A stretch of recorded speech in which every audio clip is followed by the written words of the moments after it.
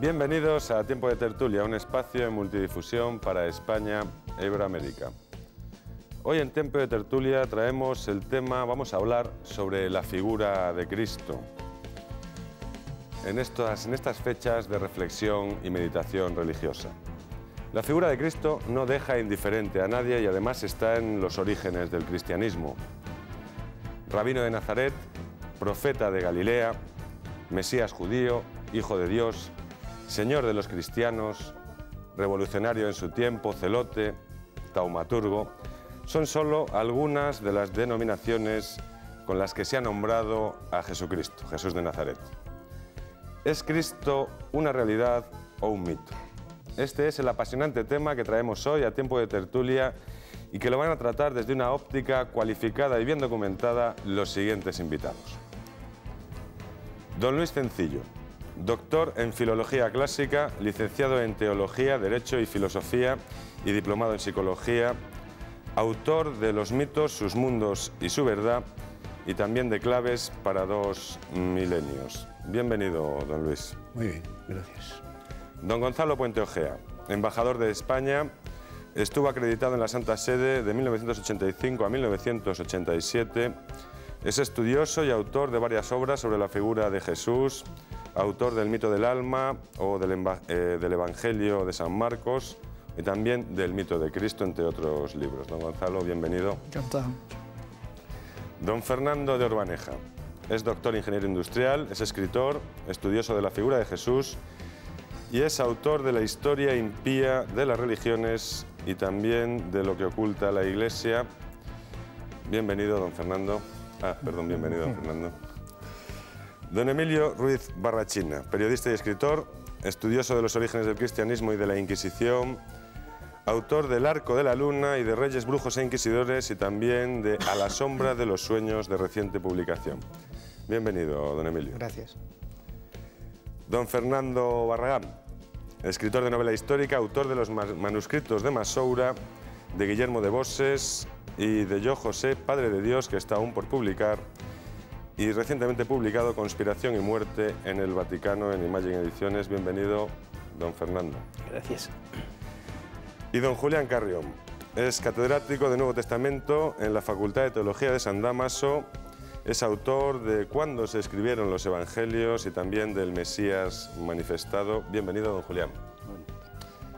Para comenzar esta tertulia con este tema que he dicho que no deja a nadie indiferente y que muchos de los contertulios de aquí ya han dicho en Petit Comité, pues que lo han tratado bastantes veces, vamos a darle la palabra a don Emilio Ruiz Barrachina para que nos haga una semblanza sobre qué líneas hay sobre este tema. ¿Es Cristo un mito o una realidad, don Emilio? Bueno, pues yo con permiso de mis contertulios se me ha solicitado que haga una pequeña introducción, un poquito para hacer de liebre como si fuera una carrera y después ya pues lanzar el debate o la conversación. En principio yo divido en 4 grandes escuelas de las que se derivan después pues muchos otros tantos flecos y subteorías lo que se ha hablado hasta ahora sobre la figura de Jesús. Una, que es la única que niega la existencia de Jesús como persona física y que se corresponde pues con la escuela mitológica del siglo XX y que actualmente está bastante de moda por el libro que acaba de publicar la editorial Grijalbo sobre Friki, los autores son Friki y Gandhi, sobre los misterios de Jesús. Y básicamente pues lo que dicen es que toda la figura de Jesús es un montaje sobre los antiguos misterios paganos o las religiones mistéricas y que recogen la figura de tantos dioses hombres, el héroe de las 1000 caras que hubo en la antigüedad, Dioniso, Osiris, Mitra, y hacen uno más y a partir de ahí pues se crea después la Iglesia y todo el cristianismo. Es la única escuela que creo que niega la existencia de Jesús. Y las otras 3 que sí apuestan por una existencia física de Jesús son, en primer lugar, pues la oficial, que es la escuela eclesiástica, lo que dice la Iglesia, a Jesús como de origen divino, viene, muere en la cruz, resucita y con su resurrección bueno, pues redime al hombre del pecado original. No tiene, creo que, mayor explicación, porque creo que todos la conocemos y ahora saldrá en el debate, por supuesto. La tercera y la cuarta podían fusionarse en una, yo sin embargo las divido. Una de ellas dice que Jesús existe, es un iniciado en estas religiones mistéricas, bien sea en el templo de Dioniso, bien sea con los esenios, los estoicos, iniciado en alguna de ellas, y él personalmente es quien transmite estas enseñanzas helénicas cuando hace su predicación pública y por lo tanto él es el que las introduce en la nueva religión. Y la cuarta, que como el defensor y el principal autor de esta teoría, el Gonzalo Puente Ojea, lo tenemos aquí, pues será él quien la explique.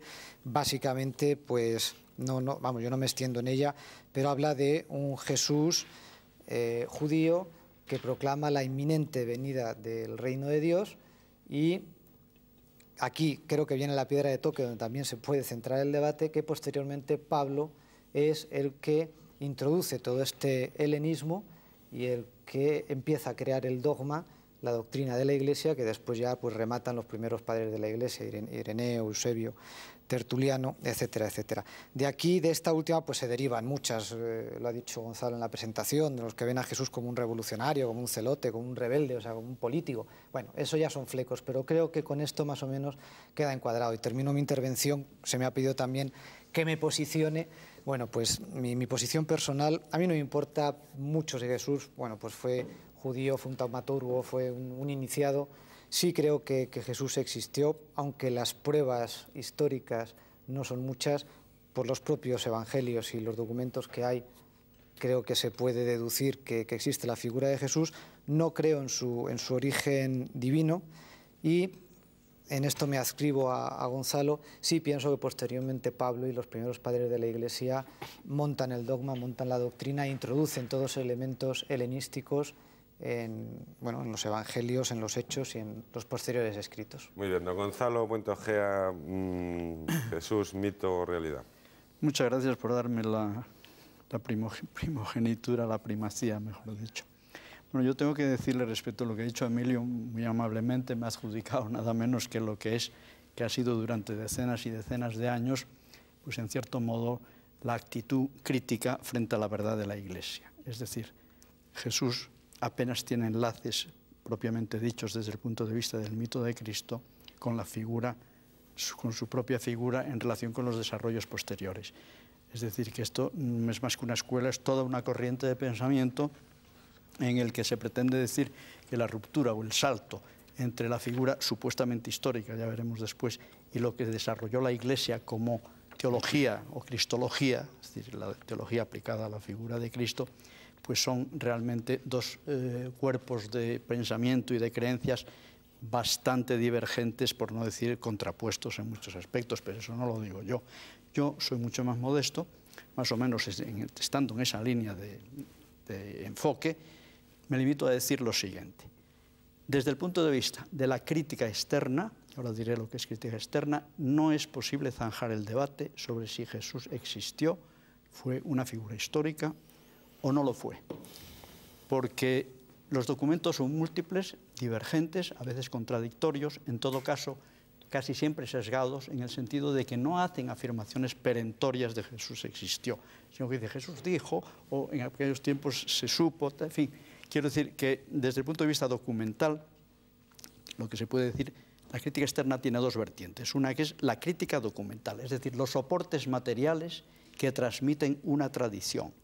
Papiros, pergaminos, códices, testimonios epigráficos, etcétera, etcétera. Y por otro lado, la otra vertiente de la crítica externa es lo que se llama crítica textual, que analiza el contenido de esos soportes materiales o documentos. Y además de someterla a un análisis textual, filológico, lexical, histórico-crítico, etcétera, social, al mismo tiempo tienen en cuenta cuál es el lugar contextual y la dimensión comparativa dentro de sí mismos.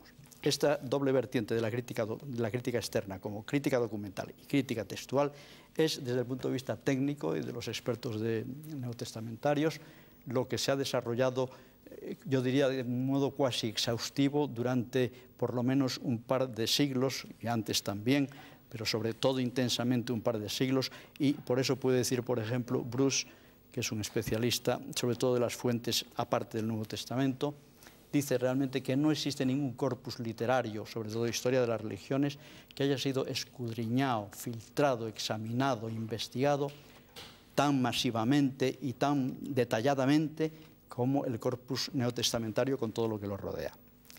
Mi posición es que por la crítica externa el problema no se zanjará nunca.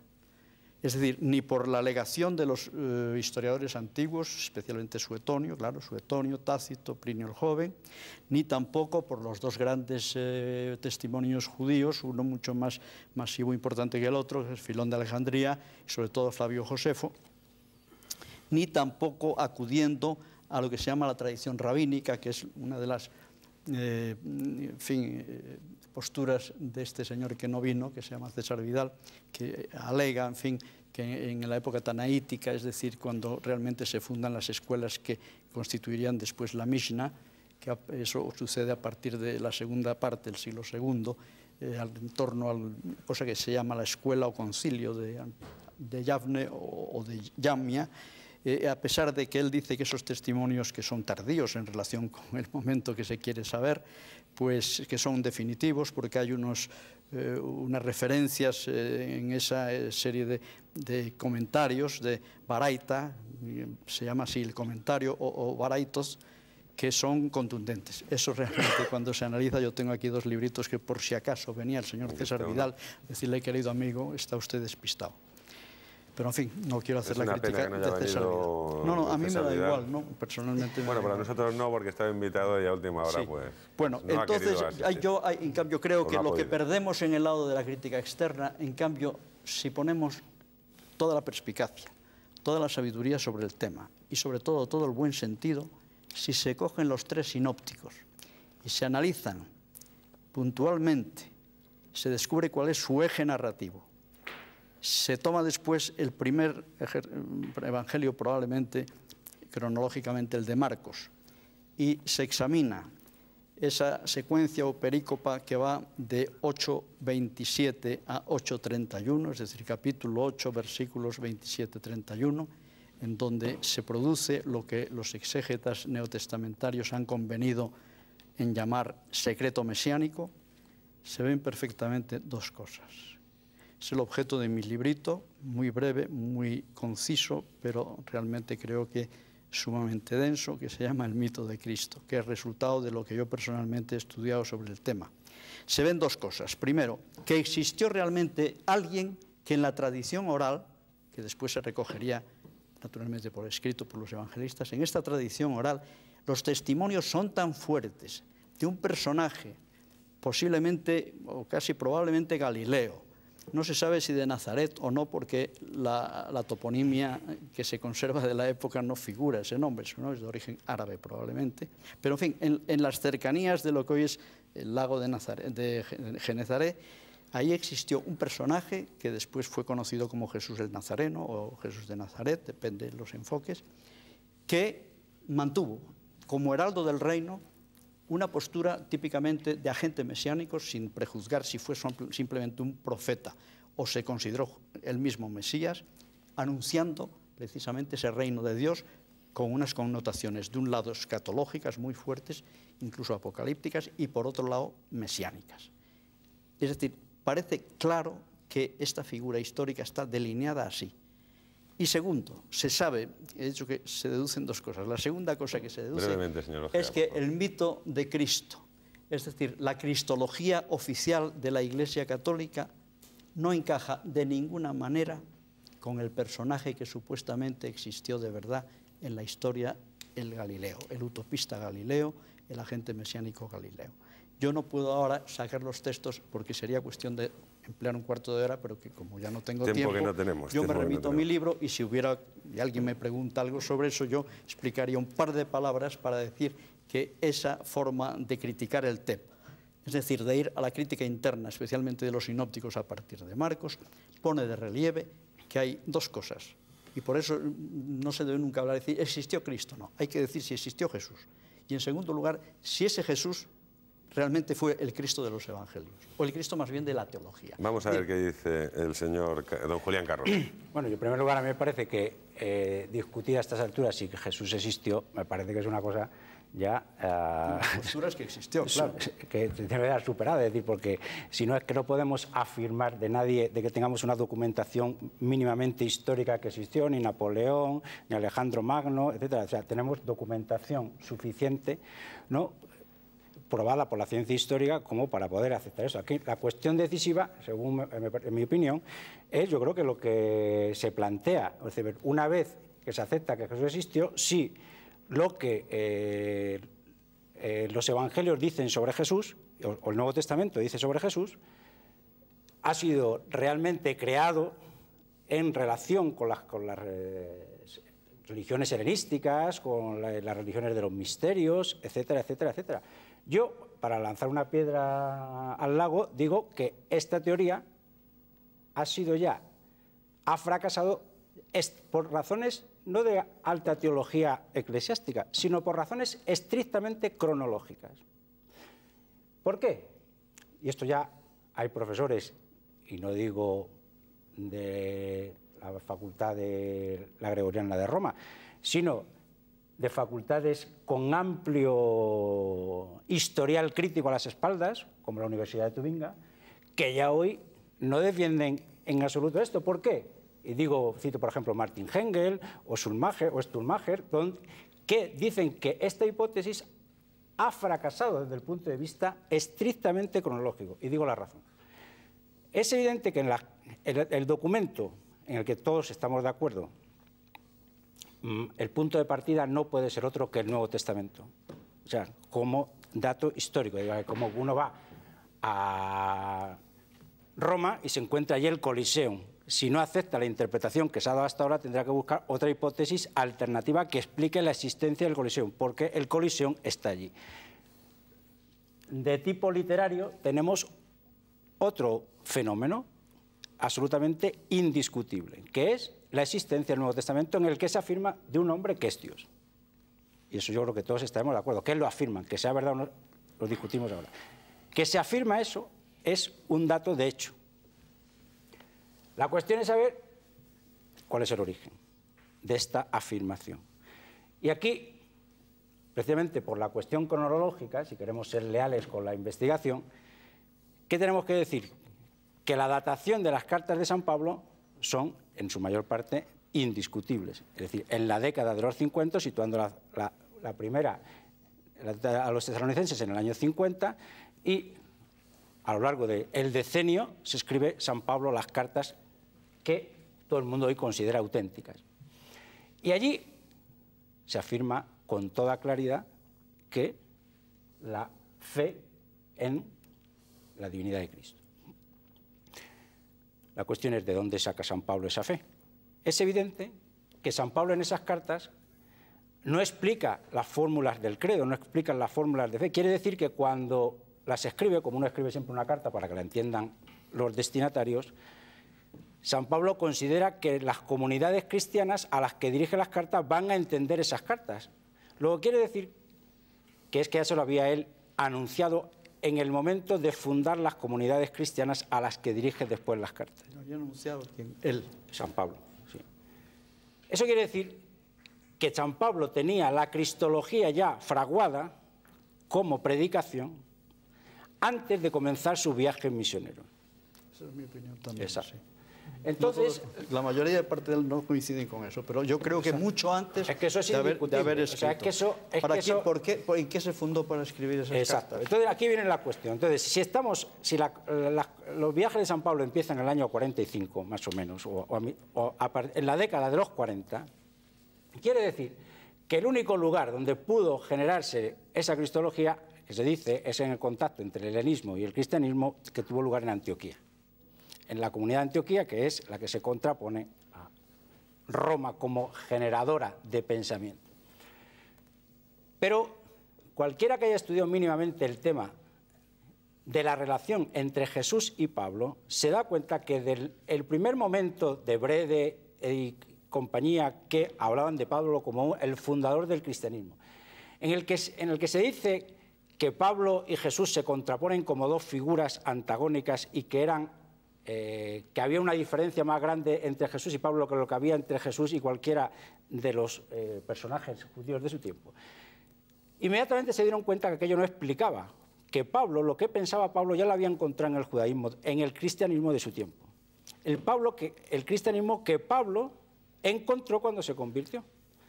Entonces nos encontramos que estamos 3, depende de cómo se haga la cronología paulina, 3 o 5 años después de la muerte de Jesús.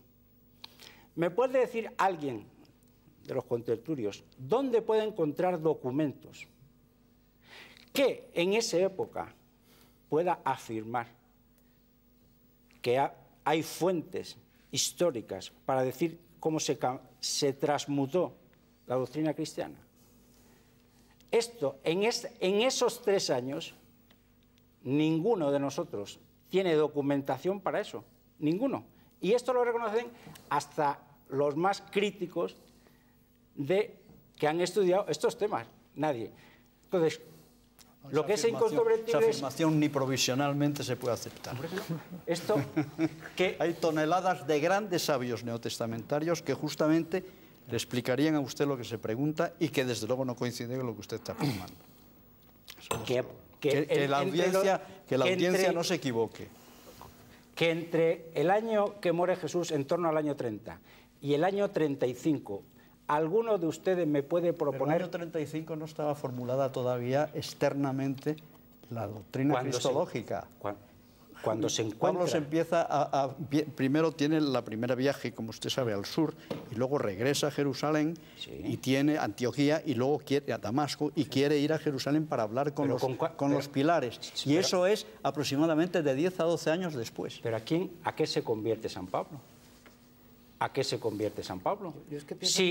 Si la fe cristiana... Todo el mundo reconoce. Un momento, perdón, don Julián. Pueden hablar, meter la cuchara en cuanto puedan, porque si no, la tertulia... Así que vamos dando paso un poquito a la gente que no ha hablado. A mí me gustaría hacer algunas acotaciones. Aquí se ha dado por seguro que nadie duda de la existencia histórica de Cristo. Yo me permito disentir. No, nadie ha dicho eso.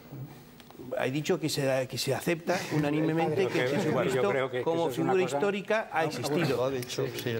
Yo me permito mis grandes dudas. Es decir, no está probado. Otra cosa es que supongamos que efectivamente puede haber habido en Galilea ese personaje, y ahí entraríamos a debatir si efectivamente proviene de la formación de los esenios, si es una secta nueva que él crea. Yo personalmente pienso que es de origen esenio, la doctrina de Jesucristo. Y hablamos de documentación. Pero es tan original con respecto a los esenios que no puede catalogarse como un esenio. No es tan original. Hay cosas que se repiten solamente en los rollos encontrados, por ejemplo, en el manual de disciplina de los esenios y en alguna epístola de Pablo. Por ejemplo, el nombre de Belial, cuando dice no unciros al carro de los infieles. Sí, de los corintios. La carta a los corintios. Figura solamente una vez en toda la prosa testamentaria. Y figura muchas veces en los escritos rábnicos. La expresión hijos de la luz. Exacto, la antinomia, hijos de la luz, hijos de las tinieblas. Pero que haya préstamo no quiere decir que eso signifique que provenga de los esenios. Es decir, cualquier persona hoy que hablamos entre nosotros, no puede menos de utilizar expresiones que corresponden al tiempo histórico en que vivimos. No, yo creo que la tesis que el doctor Barragán está desarrollando es plausible en sí misma, poco verosímil, y desde luego hablo desde el punto de vista de los críticos independientes, no de los teólogos de la Iglesia, como es el caso de nuestro amigo. No, yo no estoy citando a los teólogos de la Iglesia. Es que claro, usted ha metido un paquete a todo el mundo. Estoy citando, y eso no puede ser. Y eso no puede ser. Hay que puntualizar aquí en dónde está cada uno. Es que ya nos hemos metido en la discusión. Sí, yo creo que falta el señor Orbaneja. En primer lugar, un mito no es una leyenda. O sea, se puede decir que Cristo es un mito sin decir que es falso o que es una imaginación. Y en eso soy especialista. Los mitos son modelos de saber abarcativo que pueden ser absolutamente verdaderos, pero que no son científicos, sino que recogen son sapienciales. Y claro, no me refiero a los mitos griegos o a los mitos ya de la antigüedad, de la baja antigüedad, sino a los mitos prehistóricos y del Pacífico, de Senegal, etc. Los mitos son el lenguaje religioso. Entonces, decir que Cristo es un mito, decir que Cristo es una personalidad traducida a un lenguaje religioso. Segundo, la estoa no es una religión. Y además la estoa es más tardía, influye en el rigorismo moral. Ahí sí que influye, desgraciadamente. Tercero, los esenios no son una sociedad de misterios, sino era una ortodoxia ultramontana de los judíos que precisamente negaban la universalidad de la posibilidad de la adoración de Yahvé. Es decir, declaraban a los sacerdotes, a los fariseos, fuera incluso del camino de Dios. Pero tenemos que en Zaratustra, que voy a tener en Salamanca en el mes de abril unas conferencias sobre Zaratustra, que llevo muchos años con Zaratustra, que Zaratustra usa el mismo lenguaje que los esenios. O sea, que era un lenguaje. Lo que pasa es que los esenios se ha descubierto por los manuscritos o los fragmentos manuscritos del Mar Muerto, se han descubierto como una biblioteca casi completa de un grupo de la época, que podían ser también los terapeutas de Alejandría o el grupo de Damasco, que usan una koine, un lenguaje común que estaba en todo el Próximo Oriente y que desde luego, por lo menos en Zaratustra, en el siglo VII, ya se empleaba. No tiene nada de particular que el mismo Pablo, y desde luego Juan, bueno, Juan está plagado de términos de Zaratustra. La tradición indo-irania que claro, nadie discute y que impregna lo que se llama judaísmo tardío intertestamentario. Tanto, tiene razón, pero por lo tanto lo que no se puede hacer es que porque tienen una expresión en un texto neotestamentario, decir que eso depende de los esenios, porque los esenios son uno de tantos grupos que había que tenemos la suerte de haber encontrado todas. Ahora él no ha dicho que fuera una religión la de los esenios misterio. No, lo ha dicho Barragán, Barrachina. Sí, lo ha dicho que era uno de los flecos, sea esenio. La teoría de que los misterios helénicos son se vierte el cristianismo en misterios helénicos está superada. Es una muy de principios del siglo XX y principios del XIX, de Bossuet y Jonas y todo aquello, pero está superada. ¿El qué? La teoría de que el cristianismo es simplemente un vaciado de los misterios helénicos. No, así dicho de esa manera tan cruda, no. Pero Pablo es... Pero es lo mismo que está diciendo con otras palabras. Esa es la teoría que defiende usted con otras palabras. Claro. ¿Cómo que va? No. Puente Ojea no, o Gonzalo no, pero por ahí va... No, es otra tendencia. Ni lo he dicho ni lo he escrito. Eso. Es que no se puede decir, además. No, pero cuando dice que Pablo es el fundador del cristianismo, que ha vertido... La cristología que empezó en Pablo, la cristología en las epístolas, como usted ha dicho, en el decenio del 50 al 60, la cristología de Pablo es todo menos judaísmo. Sin prejuicio de que hay un legado común de origen bíblico que naturalmente como Pablo estoy en uso de la palabra, como estoy en uso de la palabra, Gonzalo, como estoy en uso de la palabra, me permito decir que Pablo habla de tradiciones anteriores a él, dentro del cristianismo. Porque eso también está superado. El decir que Pablo crea el cristianismo helenístico romano, ¿verdad? Eso está superado. Punto muy discutido. Bueno, muy discutido, pero los teólogos actuales tienen que eso está superado. Y además... Cierre usted su discurso y le damos paso al señor Baneja para que ya todo el mundo hable al menos una intervención. Bueno, o sea que mi discurso se limita... No, usted hable. Con agarre comparativo. Bueno, sí, pase. Ya hablaremos después. Bueno, pues señor Baneja, para que ya hablemos todos un poco. Yo estoy de acuerdo con el señor Barragán porque la verdad tengo muchas dudas sobre la existencia de Jesús. Ahora, los datos que hay históricos a mí no me merecen ninguna confianza, puesto que, por ejemplo, lo de Flavio Josefo es un añadido indudable que se sabe que incluso fue el obispo Eusebio el que habló de ello. En cuanto a lo que se refiere al Talmud, ya lo ha dicho Gonzalo y lo repito, que las referencias que hay en el Talmud son del siglo III al V. Por tanto, ya el mito de Cristo ya estaba en marcha de sobra.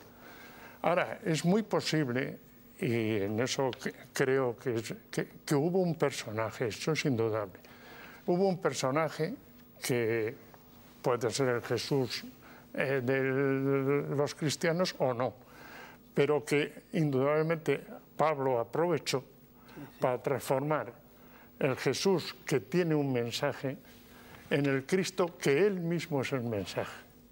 Esa es la gran transformación, a mi modo de ver, que hace Pablo y que por tanto es el verdadero fundador del cristianismo, puesto que transforma a Jesús en Cristo, cosa que antes no existía. Entonces, a partir de ahí es donde se crea toda la cristología, toda la teología, etcétera, etcétera, para dar entidad a esa idea. Como tío tengo confianza, Fernando. Así, si me permiten un poquito como reencauzar la cosa y así volvemos a lanzarnos todos al debate. Vuelve don Luis. Es una cuestión. Yo creo que aquí lo que se está debatiendo se puede resumir un poco, aunque ahora Fernando lo ha hecho. A ver, hay una serie de elementos helenísticos que no son solamente del lenguaje de la época. Yo tengo recogidos algunos como para no dilatarme y así soltarlos. Y estos elementos, que voy a mencionar algunos muy notorios, o los ha metido Jesús, o los ha metido Pablo, o los han metido los primeros padres de la Iglesia, porque no los puede haber metido nadie más. Entonces, hay cuestiones...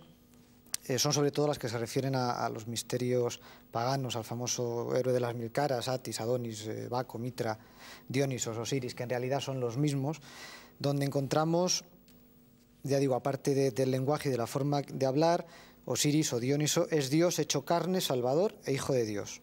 Su nacimiento lo profetiza una estrella. La Trinidad está presente en muchas religiones, como es el hinduismo, con Shiva, Brahma, Vishnu, en el budismo. No me voy a extender en muchas más, que las hay.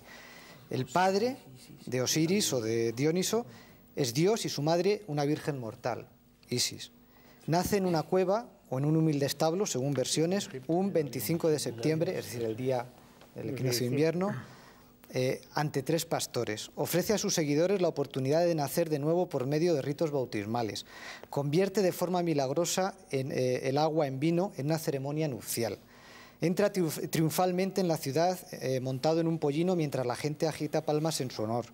Muere en tiempo de Pascua como sacrificado por los pecados del mundo. Después de morir desciende al infierno y luego al tercer día resucita entre los muertos y asciende gloriosa al cielo. La primera vez que se habla de cielo e infierno es en Egipto, hablamos 5.000 años antes de que aparezca Cristo. Sus seguidores esperan su regreso para que juzgue a los hombres. Y...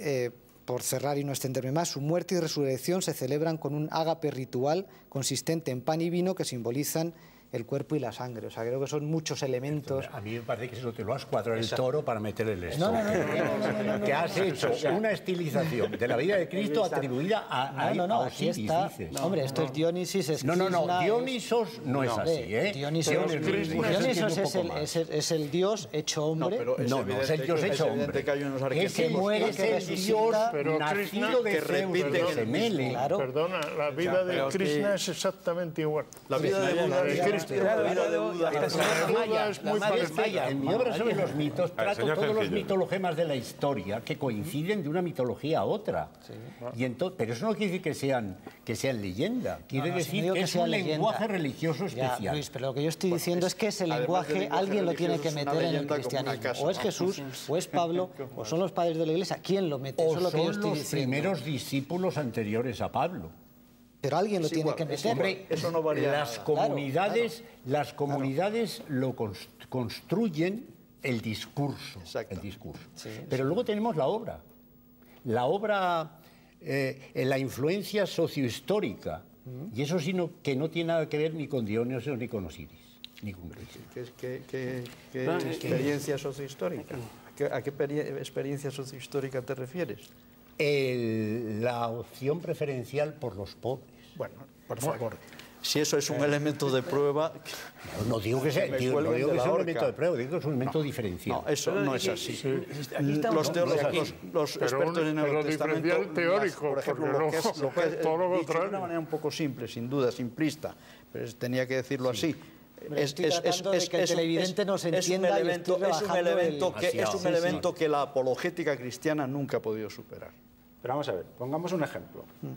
Según una de las descripciones, sería normal la muerte y la resurrección ¿no?, de estos tipos de personajes. Claro, ¿no? Lo que pasa es que estos personajes es un símbolo y en Cristo se toma literalmente. No, bueno, de acuerdo. Digamos que son un símbolo para ellos, ¿no? Entonces, cualquier personaje helenístico estaría acostumbrado a este tipo de lenguaje y no le extrañaría nada que alguien le viniera diciendo que uno había resucitado. No, yo creo que Cuando sí. San Pablo llega a Atenas, la que se organiza es de tal naturaleza que muestra que todo el mundo puede decir eso referente a personas que no han existido, que han existido en el tiempo primordial, que es el lenguaje religioso. Pero ninguna se había atrevido a decirlo de un personaje histórico. No, yo creo y que esto solo puede haberse generado en 2000 años después de que nos estemos acostumbrando a la idea de la resurrección. ¿Quién en un instante antes de la primera afirmación de la resurrección, judío o helenístico, podía haber dicho que un hombre resucita? ¿Quién? Para los judíos, la resurrección era siempre al final de los tiempos. Para un helenista era sinónimo de lo imposible, la resurrección. ¿Me puede decir que alguien cree la resurrección de Cristo si era sinónimo de lo imposible? Esta interpretación no tiene posibilidad de explicarse. O sea, el problema de la fe cristiana es que podemos estar de acuerdo o no estar de acuerdo, pero explicarla por ese tipo de influjos, como una especie de resultado sincretista de añadidos posteriores, eso no tiene ninguna consistencia. Y como hecho de la resurrección, lo podía hacer una por una de cada una de todas las afirmaciones. ¿Por qué? Porque se puede afirmar al viento afirmaciones de ese tipo, como afirmaciones del tiempo primordial. Pero nadie, hombre, también había Calígula que se consideraba Dios, pero es lo mismo. ¿Se puede afirmar de alguien que históricamente haya dicho esto? Es que Jesús no lo dijo nunca. Pero, perdón, estamos si lo hubiera dicho así, si lo hubiera dicho así, la habríamos tomado. Cuando yo le digo a los alumnos, si te encuentras a una chica en una fiesta y le dices el primer día, yo soy el amor de tu vida, provoca hilaridad en todos mis alumnos. Si Jesús hubiera ido por allí diciendo esto, hubiera provocado la misma hilaridad. Ahora, por favor. Jesús, ¿Qué argumentos? No, Jesús dice, afirma y se atribuye acciones que el Antiguo Testamento solo atribuía a Dios. Eso está ya manipulado por los evangelistas. Eso no está manipulado porque son textos llenos de aramaísmos que no pueden haber sido escritos más que en Palestina antes del contacto del cristianismo con el mundo helenístico. Y por eso digo que la teoría que defienden cronológicamente no tiene consistencia, cronológicamente, no por razones de índole teológica de la Trinidad. Hablando de cronología, estamos diciendo, como pruebas de la existencia histórica de Jesucristo, algunos historiadores, como Suetonio, Flavio Josefo, que evidentemente parece manipulado, que tampoco dice que es testigo de Cristo, sino que él dice en el famoso Antigüedades Judías, en el libro 8, en el párrafo 63, dice, hubo en ese entonces un hombre llamado Jesús, o sea que él tampoco da testimonio, y él lo dice 30 y tantos años después. Y si tenemos en cuenta que hoy en día, que hay hemerotecas, que hay cine, que hay noticiosos, 30 años después un hombre pasa a ser mito, y pongo por ejemplo el Che Guevara. Pues eso es una suposición. No, bueno, estamos hablando si hay pruebas reales. Entonces, perdón, es que déjeme seguir.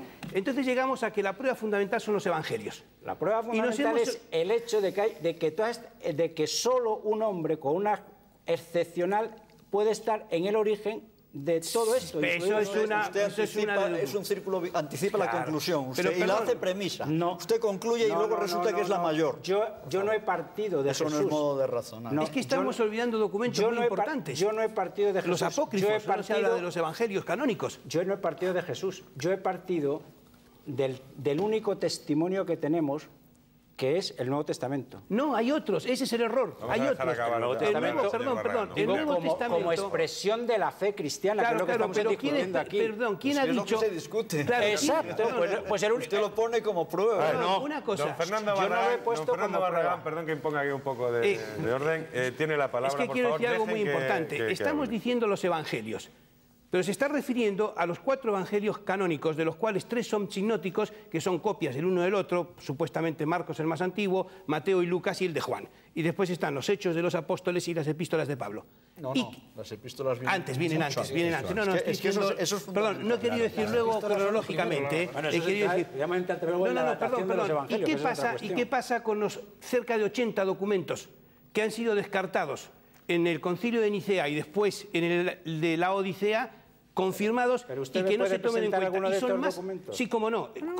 Puedo citar uno, el Evangelio de Pedro. El Evangelio de Pedro es probablemente el más antiguo y es el único que está escrito en arameo. Pero me puede decir que en el Concilio de Nicea se desechó eso. ¿Por qué? Porque se reunieron. Pero no, el Concilio de Nicea es un concilio político. Lo convoca Constantino el Grande y no lo convoca el Papa Silvestre III, muy enfermo y manipulado. Lo convoca Constantino.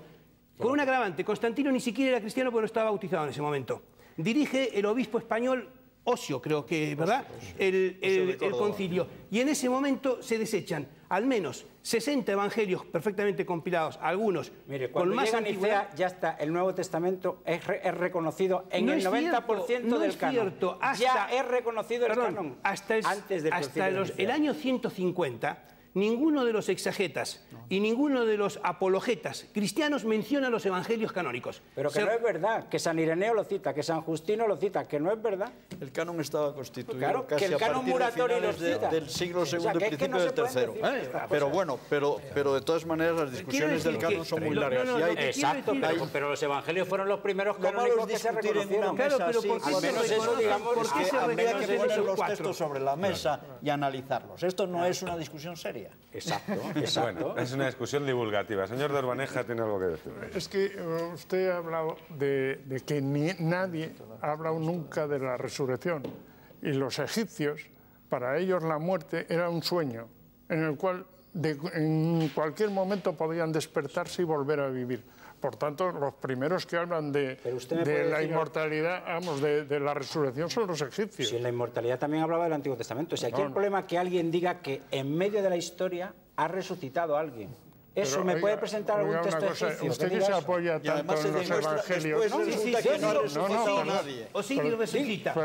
Yo lo tomo como fuente. Osiris resucita. Yo lo tomo como fuente. Es su hijo el que rescata sus trozos del Nilo y lo reconstruye. Y además los relatos de la resurrección en el Nuevo Testamento son precisamente lo que el punto de partida de muchísimos grandes exégetas que se fueron de la fe. Claro, porque es unos relatos tan absurdos, tan contradictorios. ¿Pero por qué? Pero porque, pues en primer lugar, los textos. Pero ¿quiere que coja mi librito y se lo lea? Pues hay muchos textos. ¿Cómo pone usted en discusión?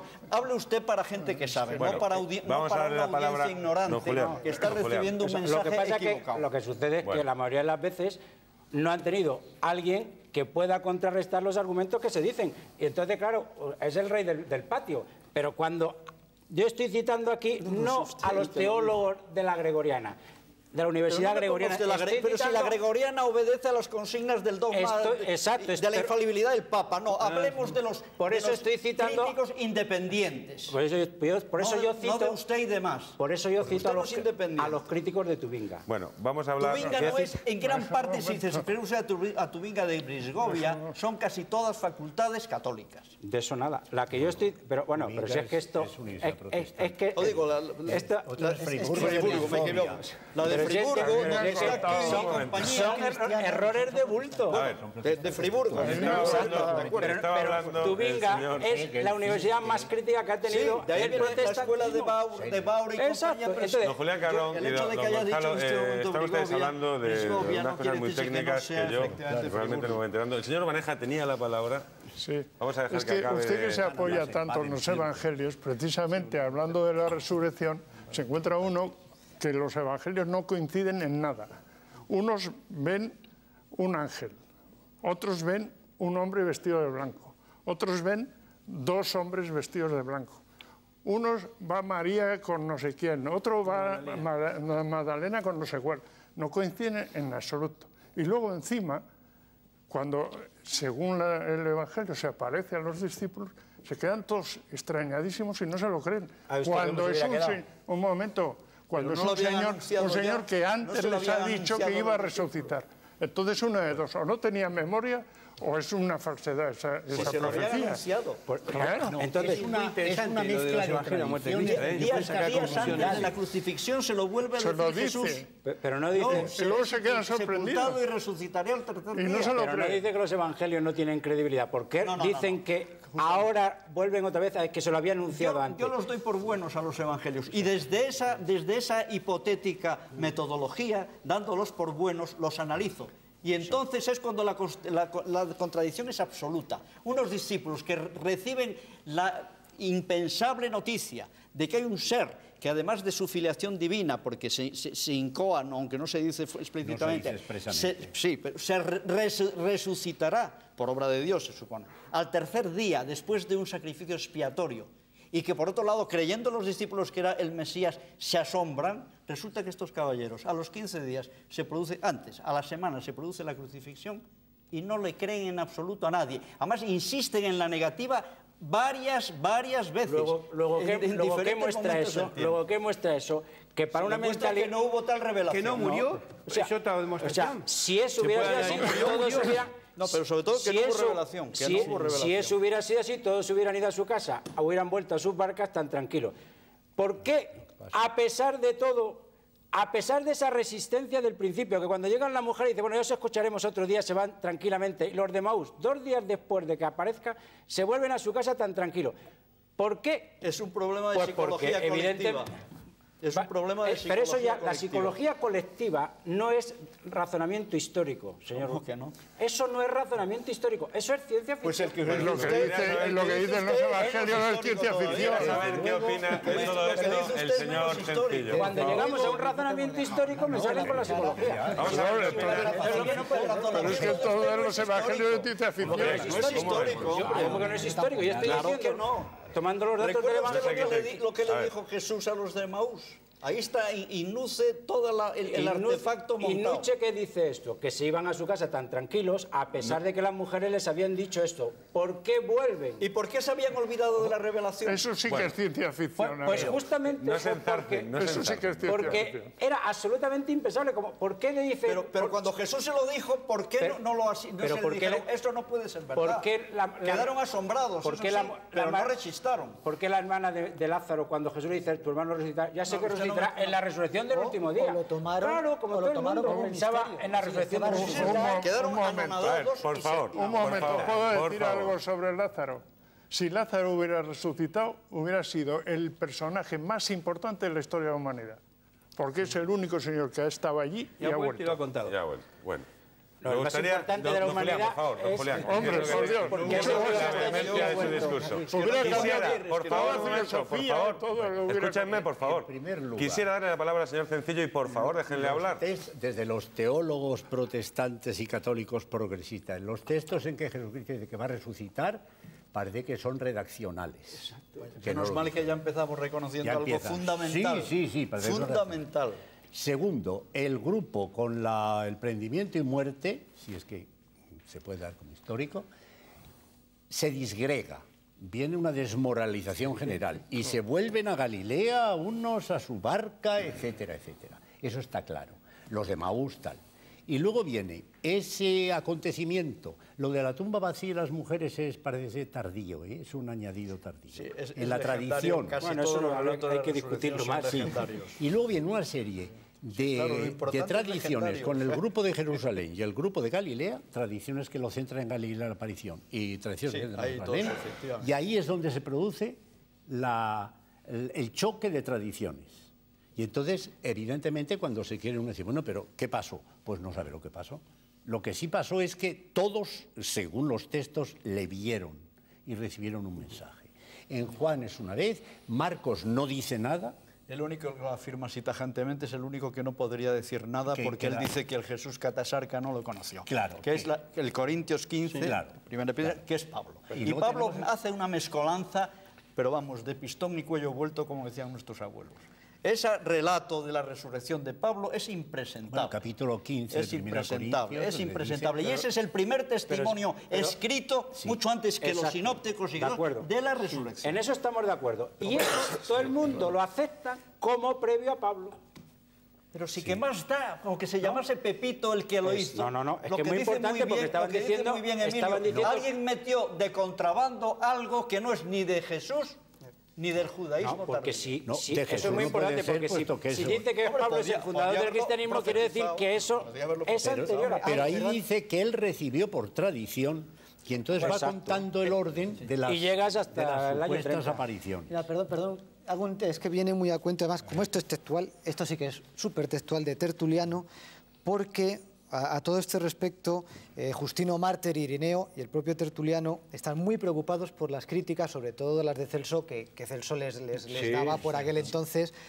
Y, bueno, pues Celso le estaba criticando precisamente que por qué aparecían todas estas cuestiones, y Tertuliano da una respuesta, que la voy a leer textualmente, donde habla de la imitación diabólica, y dice: el diablo, cuya tarea es pervertir la verdad, imita las circunstancias exactas de los divinos sacramentos, bautiza a sus creyentes y promete el perdón de los pecados desde la fuente sagrada, y de esta manera los inicia en la religión de Mitra, que es la que entonces estaba más extendida.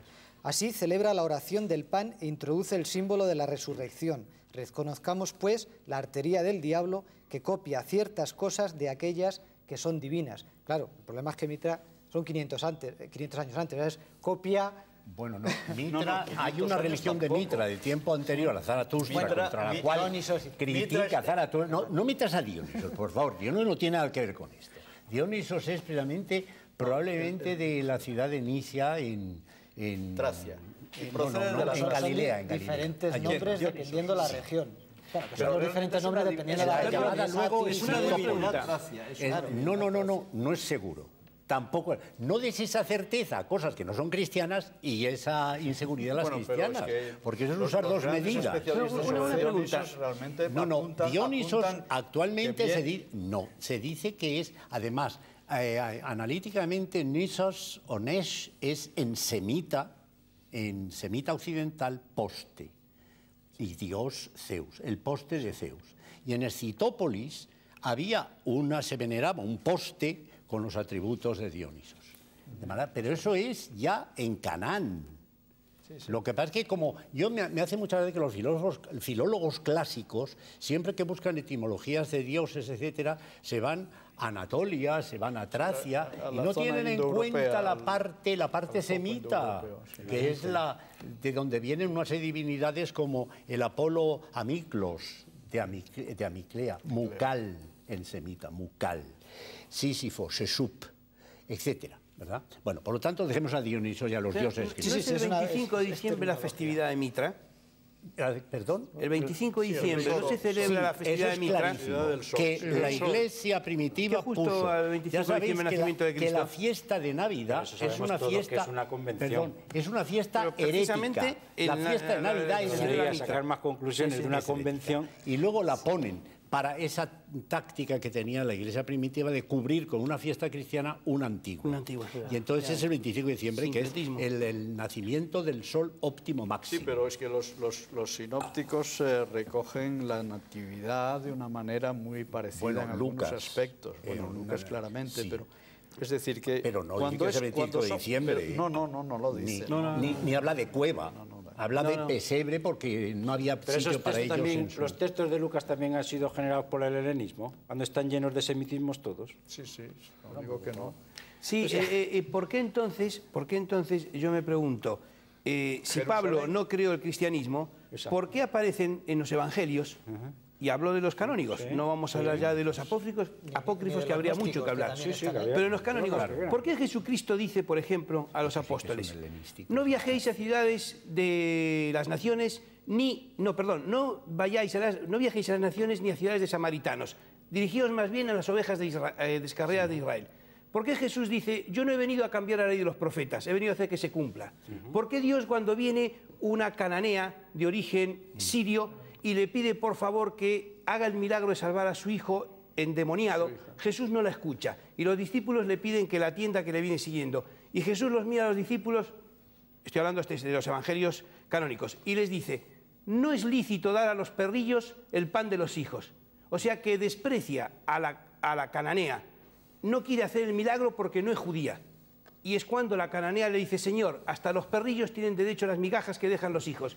Sí. En ese momento Jesús se habla que dejan los señores. Hay que explicar que entonces, no sé si estoy equivocado, don Luis, que es el filólogo, que la terminología perro o perrillo entonces equivalía a gentil. Quinarion. Sí, bueno, pero precisamente está despreciando... Hay que acotar esto porque es muy importante. El Jesús de Nazaret que aparece en los canónicos como moviéndose por ahí, evidentemente iba profundamente solo a la casa de Israel. Claro, él predica en las sinagogas, él cumple el Shabbat, él reza el Shema. Sí. Él celebra la Pascua, es profundamente judío. Sin embargo, Pablo es el que toma la figura carismática, taumárquica. Pablo no era judío. Pablo no era judío. Taumatúrgica. Pablo no era judío. Pablo era judío helenizado. Bueno, fariseo de las más estrictas sectas de nuestra religión, dice él. Vamos, y por eso yo me creo, yo me creo que después de que denuncia a Esteban, que la pidan a Esteban, en el camino a Damasco se le aparece Jesús y le dice, ¿por qué me buscas? Y entonces se convierte. Bueno, ¿me puede explicar?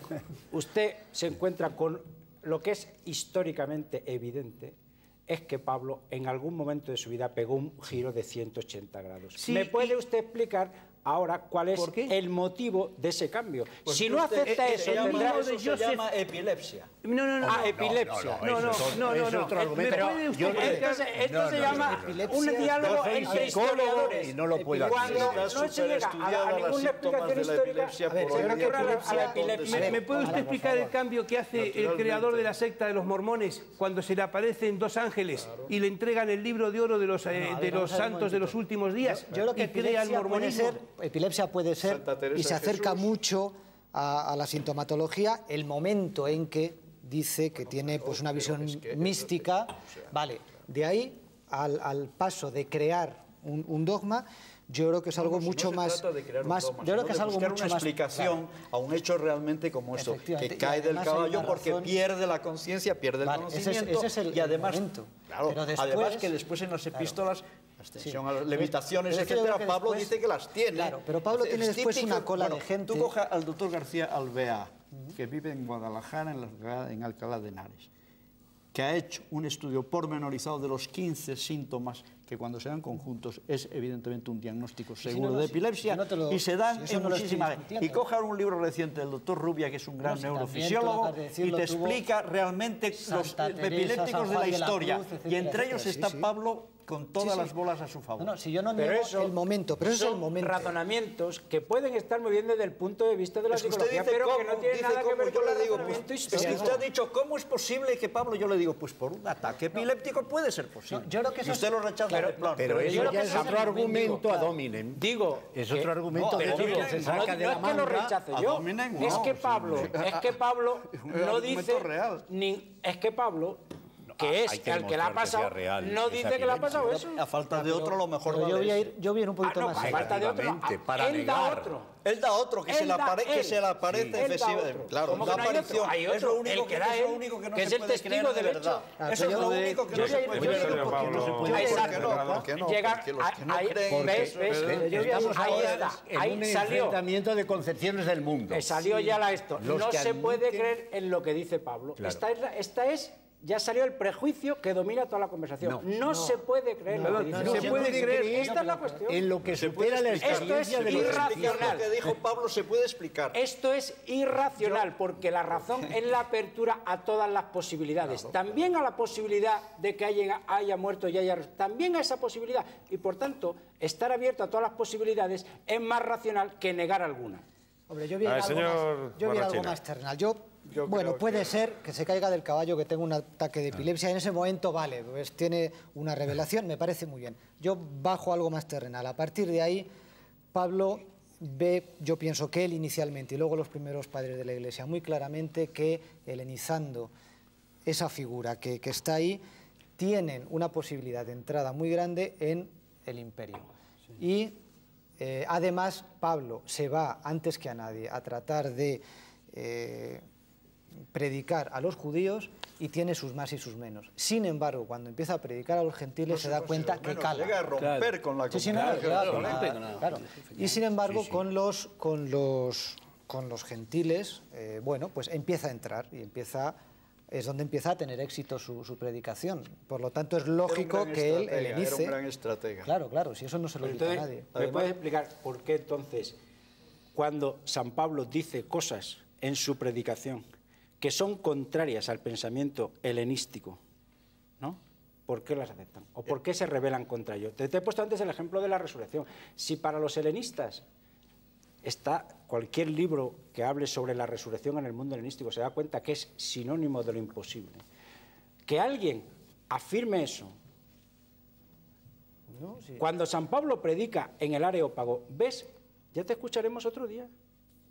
Quiere decir que se convirtieron no porque estuvieran más en sintonía con su modo de pensar, que estaba absolutamente en contraposición a su modo de pensar en tantísimas cosas. Te pongo un ejemplo porque es el más llamativo, es el centro de la cuestión.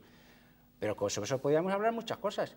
Es decir, puede ser, y esa es la hipótesis que nunca estamos dispuestos a valorar, que a lo mejor es que las personas que se encontraban a través de Pablo con Jesús se encontraban con lo que realmente había sucedido. Pero esta hipótesis ni siquiera se toma en consideración por el pensamiento racionalista actual, ¿no? Que pone como medida de poder de acercarse a los evangelios la negación de la posibilidad de que esto pueda suceder. Y esto es irracional. Negarse a la mera posibilidad, una vez que se afirma en los evangelios, yo no he partido de otra cosa más que de la afirmación que hacen otros, los evangelios y el Nuevo Testamento. Yo no he dicho que eso sea verdad. Digo, esa es la afirmación que hace. Esa afirmación, ahora hace falta saber, verificar si ha sucedido o no ha sucedido, que es la única cosa interesante ante una afirmación de esta categoría. Si ha sucedido o no. Y para esto, la explicación racionalista, desde el punto de vista cronológico y del contenido, no es capaz de dar una explicación satisfactoria. Ni ustedes tampoco. Tampoco, es que no hay explicación. Lo que sin pruebas se admite no necesita pruebas para ser rebatido. Esa es una máxima muy clara. Evidentemente. Aquí, cuando estoy proponiendo datos, ¿por qué digo que si estaba familiarizado con el mundo helenístico, con la idea de la resurrección, ¿por qué lo rechazan? Pero vamos a ver, en el mundo, usted describe un mundo helenístico sui generis. En el mundo helenístico, si hay algo que era moneda corriente, era la taumaturgia. Claro. ¿Y qué? Claro. Y ahí tenemos una literatura bien conocida. Evidentemente. No, pero la taumaturgia hacía milagros en el sentido de que transformaba la percepción del auditorio y transformaba las sensaciones hasta el punto de que una situación que era realmente de clara falsedad, el auditorio, impresionado por las técnicas taumatúrgicas, llegaba a subsumirse en la explicación del taumaturgo y se lo creía. Y por ejemplo, porque en la literatura helenística hay falsamente, pero hay también episodios de señores que pasan de la muerte a la vida, etcétera. O sea que eso no es ninguna novedad tampoco. Verifiquemos eso. Verifiquemos eso. Los evangelios dicen que los milagros de Jesús tienen dos explicaciones: o los echa por el poder de Dios o los echa por el poder de Belcebú. ¿No?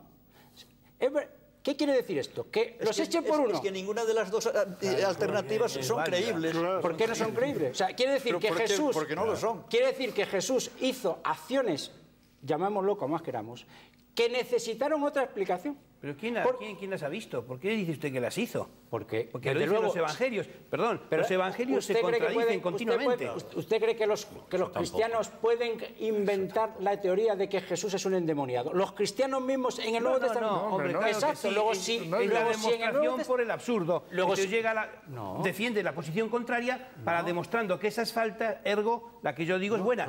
Eso es un argumento. Las dos alternativas, las dos son igualmente rechazables. Pregunto. Los discípulos de Jesús, cuando escriben los evangelios canónicos, pueden llamarle... ¿Quién ha dicho que los han escrito ellos? Pregunto. Yo digo... Démoslo por bueno. Estamos diciendo... Entonces, ¿por qué uno dice, por ejemplo, vamos a decir cosas que no son creíbles? Es creíble, y esto creo que es Juan que lo dice, no estoy muy seguro, es creíble que cuando Jesús muere, y dice, creo, recordar casi textualmente, el velo del templo se rasgó de arriba abajo. Las piedras se hendieron. Eso Mateo. Los sepulcros se abrieron y hombres santos resucitaron salieron de sus tumbas, se reencarnaron, resucitaron y salieron caminando. ¿Eso es creíble? No. Bueno, eso lo dice. Vamos, sigo diciendo contradicciones. Según apocalíptico. Mateo. Eso es el lenguaje apocalíptico típico. Bueno, eso es facilísimamente está saturado el Nuevo Testamento de lenguaje apocalíptico. Claro, pero es que es escatológico. Si yo no tengo ningún reparo en reconocer determinados elementos apocalípticos, lo que digo es que ciertas cuestiones como los milagros están tan íntimamente unidos a las palabras de Jesús y a los dichos de Jesús sobre el reino. La mayoría eran taumaturgias, incluso teurgias desde cierto punto de vista. Desde el punto de vista tardío era realmente algo que superaba la taumaturgia habitual. Y entonces, realmente, ¿qué verosimilitud tiene por mucho que lo afirmen los evangelistas? Si no digo que lo afirmen los evangelistas, digo que en los evangelios se recoge también una interpretación que no podía provenir de los cristianos. Belcebú, y que eso significa que los que inventaron aquella interpretación o los que reconocían aquella interpretación tuvieron que toparse con hechos a los que debieron dar otra interpretación, y eso demuestra que hubo hechos por lo menos prodigiosos. ¿Por qué había tantos milagros antes? No habría interpretación, no habría inventado esa interpretación. Puede ser todo legendario. Un momento. Usted habla cada 2 por 3 y ahora ya no hay milagros. La Iglesia es real. Quedan 5 minutos, señores. Si alguien tiene que decir algo habla de muy los milagros brevemente, como una cosa. Y por ejemplo, cuando quita los demonios de unos endemoniados, los mete esos demonios en una piara de cerdo. Pero las piaras de cerdos en Palestina no existían porque era un animal prohibido. Claro. Entonces, ahí hay uno de los muchos fallos que tiene el Evangelio. A la física cuántica para demostrar que puede haber... en una piara de cerdo luego no se sabe, luego sí se sabe. ¿Dónde está situado? ¿Dónde está situado el milagro? Y además hace falta interpretar adecuadamente ese texto para poder dar una respuesta. No haga conversaciones paralelas, por favor. Me gustaría, señor Cencillo, a ver si usted puede poner un poco de... Desde luego, estos hechos que aparecen en los evangelios no son un libro histórico. Los libros históricos, biografías. Bueno, son mixtos, teológico-históricos. Son como catequesis edificantes, pero que pretenden tener mucho contenido. Que tampoco ese simplismo de que son solo documentos teológicos. No, yo no digo eso. Yo no he dicho eso. No, ya lo sé. Es que se dice una cosa y enseguida yo digo que no pretenden ser biografías tal, sino que traen, según la mentalidad de la época... Son mensajes. Y a veces los envuelven en hechos que para aquella época eran muy edificantes o eran muy como los milagros, como lo del velo del templo, etcétera, pero que para nuestra visión racionalista eso no tiene pies ni cabeza. Perdón, Luis, es que la Iglesia, los primeros padres y posteriormente la Iglesia, los toman como literales. Viene otro tema que no nos da tiempo, la Edad Media eclesiástica es un verdadero escándalo. Claro. Porque que hasta el año 12 ha llegado que la es histórico. Claro, el problema es que se ha vendido como literal. Ese es el problema. Si uno toma los 4 canónicos, especialmente los 3 primeros, y analiza bien qué mensajes hay ahí, hay 2 carismas distintos. El de Jesús, que es mucho más verosímil porque está enraizado en la tradición judía a fondo, que es el marco mesiánico, y luego el carisma paulino, que es el carisma del Cristo. Y son tan antagónicos en los fundamentos y en las consecuencias. Pero se puede... Que no es verdad, porque eso es la reconstrucción que ha hecho cierta crítica racionalista de los evangelios, que ya en el método... Hay 2 carismas antagónicos en gran parte. Uno es hombre a secas, es un enviado mesiánico o un agente que anuncia al enviado, y otro que es a partir de las Filipenses, que dice que es de la misma morfe, de la misma naturaleza que Dios. Esos son 2 carismas contradictorios a rádice. ¿Cómo que no? Que no, hombre, que no. Porque ha perdido usted la fe. No, todo lo contrario. Todo lo contrario. Usted quiere hacer una fosa entre el Jesús histórico y el Cristo de la fe que no ha existido. Una fosa, es decir, una pasarela delgadísima.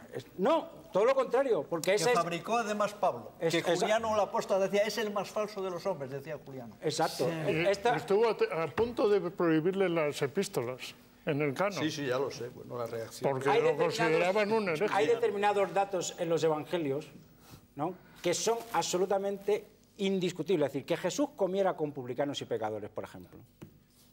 Eso es un dato histórico absolutamente asumible. Y ese gesto, y este gesto, ¿qué significa? Simplemente es un gesto de solidaridad, un gesto de perdón. ¿Por qué se escandalizan? Lo hacía Pitágoras también, ¿eh? Pero, no. Pero atención, atención. Y entre los cínicos, entre los filósofos cínicos... Pero ¿por qué Jesús tiene que defender su modo de proceder diciendo la parábola del hijo pródigo, etcétera, etcétera? Porque dice que se habían escandalizado, es decir, que hace gestos que solo Dios hacía antes y que ahora los hace un hombre. Y esto, Pablo, como eso hay infinidad de gestos. La comensalidad no es un gesto divino, es un gesto extendido en toda la religión. Lo que está claro es que en aquellos personajes Jesús provocaba escándalo. Es decir, una piedra para creer. Sobre Usted está todo dispuesto con a la parábola de la viña, muy bien menudo escándalo. pero señores, comprendo que desentrañar la figura de un personaje como Jesucristo, que ha proyectado su sombra durante 2000 años en 70 minutos escasos, es muy complicado. Bueno, se ha hecho lo que, sobre todo ustedes, al principio lo que del han programa, podido. estas charlas no son posibles. No son posibles, pero algo se saca. Algo Por lo menos se ha incitarás dicho. a que alguien Creo se que preocupe ha por sido el tema. bastante interesante. Espero a lo mejor en otra ocasión hacer, a lo mejor en algún tema más específico, puesto que esto tiene tantísimas ramas, que claro, que nos podemos tirar aquí pues 100 ediciones de Tiempo de Tertulia. En todo caso, les agradezco su intención y su valor por hablar aquí en Tiempo de Tertulia. Muchas gracias por haber acudido a nuestra cita. Hoy, y para hablar de la figura de Cristo, hemos tenido el placer y el honor de contar con los siguientes invitados. Don Luis Cencillo, don Gonzalo Puente Ojea, don Fernando de Urbaneja, don Emilio Ruiz Barrachina, don Fernando Barragán y don Julián Carrón. Será hasta la próxima semana en este mismo canal y hora para disfrutar junto a ustedes de una nueva y siempre interesante tertulia con nuevos invitados. Gracias por su atención y compañía y hasta entonces.